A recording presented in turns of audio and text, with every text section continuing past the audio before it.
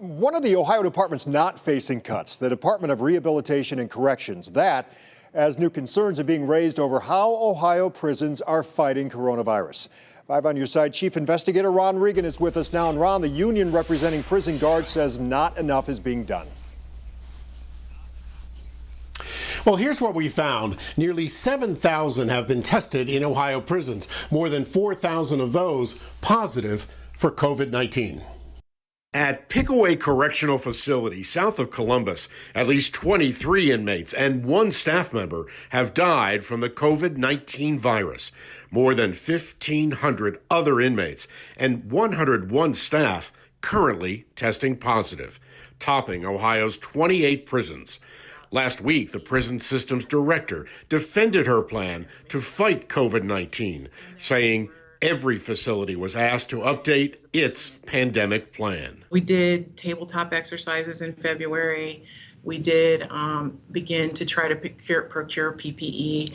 We put a commodities strike force in place just to make sure that what PPE we had was appropriately shared until we could get some in. Chris Mabe worked for decades as a prison guard. I think sitting around in a building doing tabletops with administrative people instead of getting on the ground and talking to officers and staff that work in prisons has been the downfall of the plan that was put in place. Today, he leads the union representing them. This virus has moved very fast, and our department has moved very slow during this crisis. And despite testing every inmate at Pickaway and 2 other hotspot prisons, Mabe warns there's still not enough testing, personal protective equipment, or staff at prisons statewide. The proper protective equipment, testing.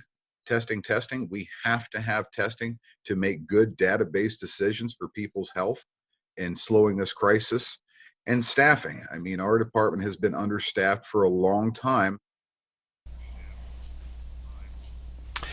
And Governor DeWine says more than 1 million pieces of PPE, those personal protective equipment gear, is on the way to Ohio prisons. Meanwhile, health screenings are put into place for staff and contractors. Live in Hudson, I'm Chief Investigator Ron Regan.